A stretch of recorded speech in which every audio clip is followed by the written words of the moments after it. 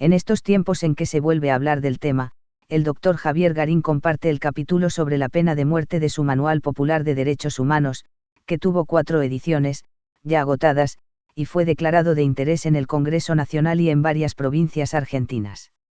Esperamos sea de tu agrado. La pena de muerte, por Javier Garín. Manual Popular de Derechos Humanos. En el mundo subsisten diferentes tipos de penas. La mutilación se sigue practicando en algunos países musulmanes, en que, por ejemplo, se castiga a ciertos ladrones con la amputación de una mano. La lapidación de la mujer adúltera se encuentra prevista en algunas legislaciones terriblemente atrasadas, y cada tanto nos llegan informes de Amnesty International sobre mujeres condenadas a este castigo horroroso, que tiene la triple tacha de ser inhumano, de castigar acciones privadas y de recaer discriminatoriamente sobre uno de los sexos. Persisten, en alguna medida, prácticas de suplicio sobre el cuerpo. Y hay otras penas, propias de algunas comunidades generalmente pequeñas o rurales, que residen principalmente en la vergüenza pública recaída sobre el infractor. Pero en los países occidentales estas prácticas han sido en general abolidas. Las penas subsistentes suelen ser patrimoniales, como las multas, privativas de la libertad, como la prisión o la reclusión, y en algunos casos persiste la pena de muerte. Desde una perspectiva de los derechos humanos, interesa analizar esta última. En países como el nuestro, en que la pena de muerte ha sido eliminada, al menos como pena legal, oímos con frecuencia comentarios nostálgicos. En general, ello ocurre, o bien cuando hay una ola de crímenes, o bien cuando un crimen especialmente abominable sacude a la opinión pública, o bien cuando se monta alguna campaña social de mano dura.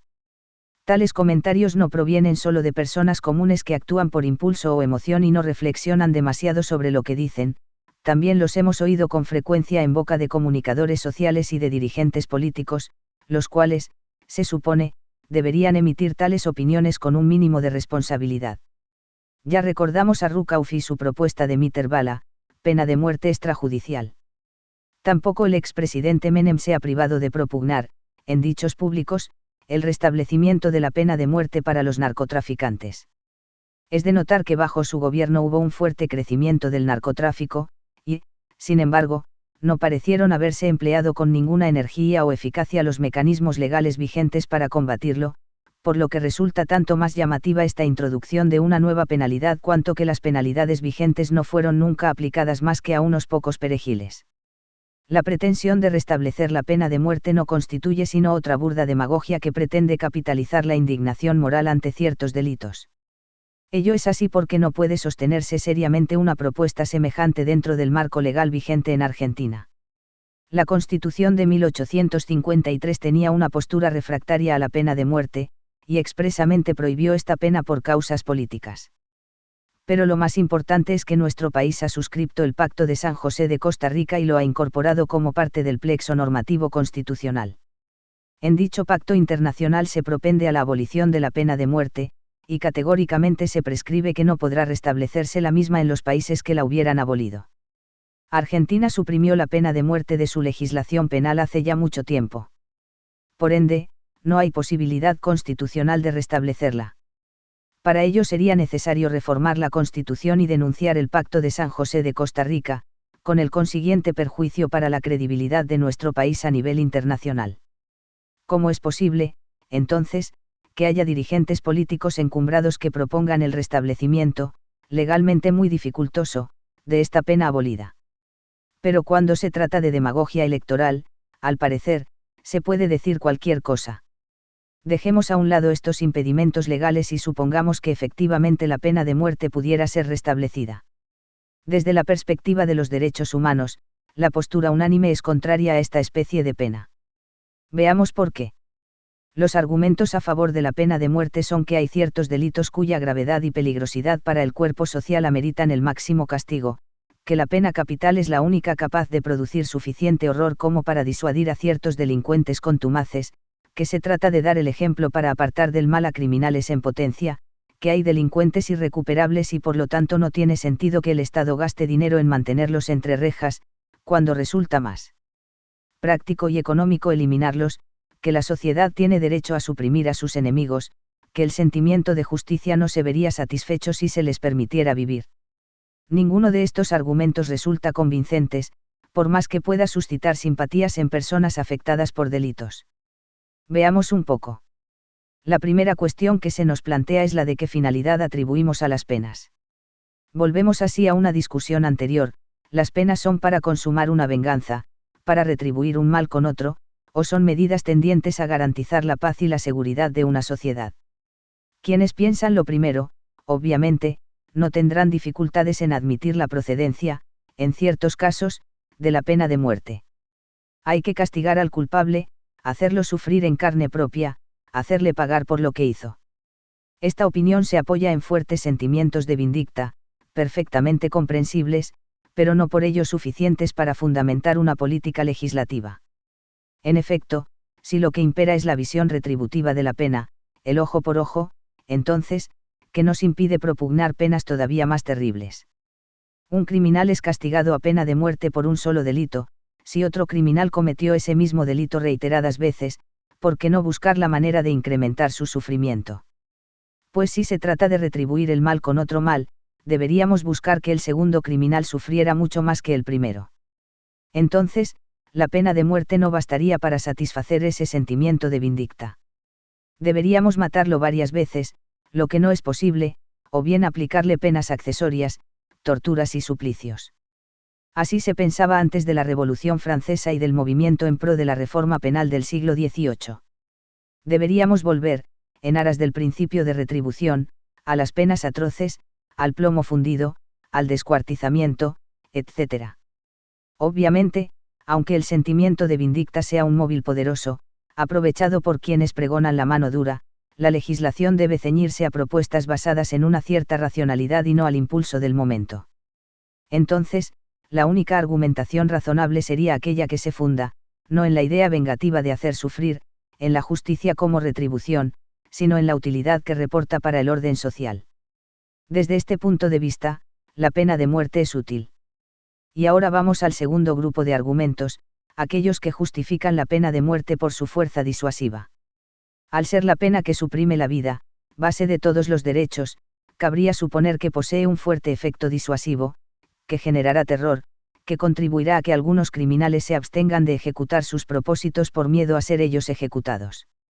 Ahora bien, la experiencia ha demostrado que la pena de muerte no genera este efecto disuasivo, al menos, no en la medida pretendida por sus defensores. Como la pena de muerte no se aplica a cualquier delito sino a los más graves, lo cierto es que los criminales que incurren en ellos suelen ser sujetos refractarios a la disuasión penal, ya sea porque son arrastrados por impulsos antisociales demasiado poderosos, que hacen que no les importen las consecuencias sobre su propio pellejo, ya sea porque están poseídos de un sentimiento de omnipotencia criminal que les lleva a creerse inmunes, ya sea porque han traspasado todos los límites y se consideran jugados al todo o nada. Si la perspectiva de una privación perpetua de la libertad no los disuade, tampoco lo hará la pena de muerte. Es más, podrían verse arrastrados a nuevos delitos cuando lo crean necesario para lograr su impunidad, se resistirán al arresto a todo trance y con desesperación, ya que no tienen nada que perder. Resta el argumento económico. ¿Para qué destinar recursos del Estado a mantener con vida a sujetos irrecuperables? Este es, quizás el argumento más fuerte, si se lo mide desde el punto de vista estrictamente monetario. La respuesta a este argumento no es económica, sino de valores.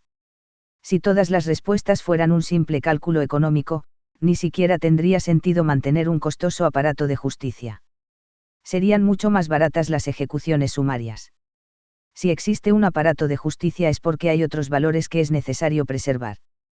Quienes estamos en contra de la pena de muerte sostenemos que las desventajas de esta pena son mayores que su aparente ventaja económica. Y estas desventajas no se miden solamente en términos de gastos pecuniarios.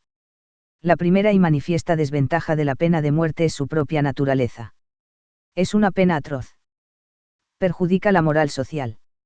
Mancha de sangre al Estado. Provoca un efecto de acostumbramiento a la crueldad y a la muerte. Y esto nunca puede ser visto como un efecto positivo. Si el Estado mata, entonces la muerte aparece como un medio legítimo, aunque solo se trate de la ejecución de criminales feroces. Convertir a la muerte en un medio legítimo entraña el peligro de que su aplicación se extienda cada vez a supuestos menos graves. Esta pena pone en un pie de igualdad a la ley y al criminal, los hermana en el derramamiento de sangre. El Estado gana, no porque es justo, sino porque es más fuerte. Desde una perspectiva humanitaria, siempre será preferible otro tipo de sanciones, que contribuyan a afianzar la creencia en la santidad de la vida y desalienten la cultura de la sangre, la desvalorización de la vida. Este efecto moral no se mide en monedas, sino en el afianzamiento de un conjunto de valores que tiene en el respeto a la vida su núcleo central. La segunda desventaja es que es una pena definitiva.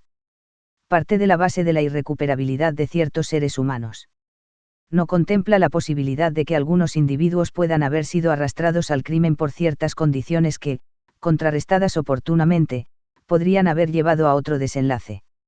Si esto es así, y en muchos casos lo es, se está sancionando en el penado los propios déficits del Estado en su obligación de proveer al desarrollo beneficioso de los individuos.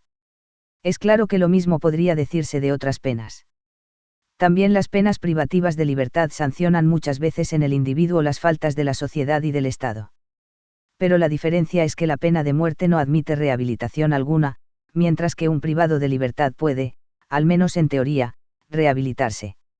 La tercera desventaja es que la pena de muerte es irreparable en caso de error judicial. No resulta raro que, en condiciones deficitarias de la justicia, y aún en sistemas muy eficientes, puedan resultar condenadas personas inocentes.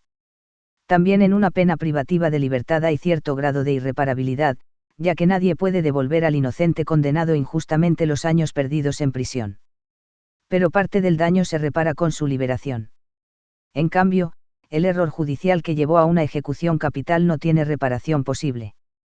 Sabemos que ninguno de estos argumentos convencerá a los defensores de la pena de muerte, quienes no se encuentran satisfechos si no ven sangre. Pero este manual está escrito para gente común y no para trogloditas. Desde los derechos humanos no es posible apoyar la pena de muerte, al menos en el actual estado de la evolución histórica. Ya hemos comentado que en tiempos de la Revolución Francesa la guillotina aparecía como una pena humanitaria, en comparación con los terribles suplicios del antiguo régimen. Pero todo eso quedó muy atrás. La posición frente a la pena de muerte no tiene que ver con ideologías. Conozco a muchos izquierdistas que claman por los derechos humanos en nuestro país, quienes seguramente se opondrían a una ejecución en cualquier circunstancia, menos cuando la ordenó Fidel Castro. En esos casos la pena de muerte parece santificada, no es brutal, no es bárbara. Es claro que esta posición resulta disculpada en alguna medida por el hecho de que Cuba es un país agredido por el imperialismo, y en consecuencia las denuncias por violaciones a los derechos humanos en Cuba son armas propagandísticas del gobierno norteamericano para justificar sus tentativas de intervención. Pero ello no debería acallar nuestra convicción abolicionista solo porque simpatizamos con la lucha del pueblo cubano. Inversamente, los anticastristas más furiosos, que se llenan de improperios contra el régimen tiránico del comunismo cubano, cuando se enteraban de una ejecución ordenada en la isla parecían satisfechos y dispuestos a aplaudir. Nosotros necesitamos un Fidel Castro, comentaban, envidiosos de que Cuba tuviera un gobernante tan enérgico, como antes envidiaban a España por Franco. Esto es así porque lo que solidariza a estos admiradores de la pena de muerte es su común autoritarismo, a despecho de las diferencias ideológicas. Donde ven que se da palo, ellos aplauden. Es una triste comprobación que la pasión por la muerte hermana a izquierdas y derechas cuando predominan las concepciones violentas. Pero los defensores de los derechos humanos no podemos estar sino en contra de la muerte como pena, cualquiera sea su origen. En cierta ocasión, durante una de las charlas que organizamos desde el Foro Nacional de Derechos Humanos, Laura Bonaparte produjo uno de los mejores argumentos que he escuchado contra la pena de muerte. Dijo: nunca, en ninguna circunstancia, las madres de Plaza de Mayo pedimos la pena de muerte para los que asesinaron a nuestros hijos. Si alguien tenía motivos para pedir una pena como esa éramos nosotras. Pero no lo hicimos porque no creemos en la muerte. Creemos en la justicia. Siempre pedimos por juicio y castigo, pero no por la muerte de nadie. Ha habido mucha muerte en Argentina, una cultura de la muerte. Y esta cultura de la muerte solo puede ser combatida mediante una contracultura de la vida. Como defensoras de la vida, no estuvimos ni estaremos nunca a favor de la pena de muerte. Para concluir este capítulo sobre la pena de muerte, debemos insistir con que en Argentina siempre existió la pena de muerte extrajudicial. Consiste en las ejecuciones sumarias que vienen del tiempo de la mazorca rosista y se extiende hasta el presente como un perseverante culto de la muerte, de esa cultura de la muerte de la que hablaba Laura Bonaparte.